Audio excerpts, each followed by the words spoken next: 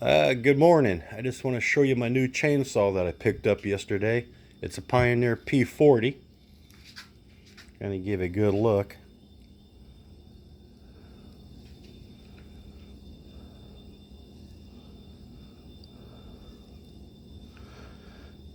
I think this is probably dated 1973 or 74.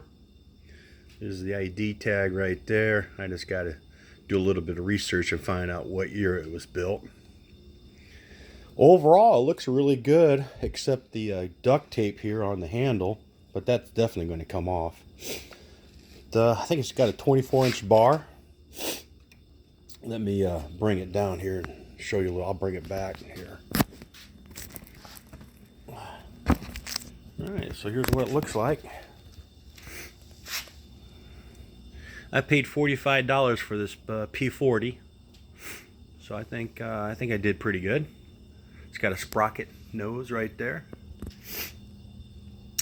Alright, so here's my next project.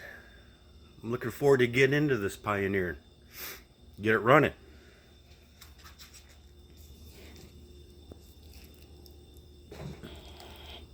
Get another good look at it. Okay. You guys have a good day today. Later.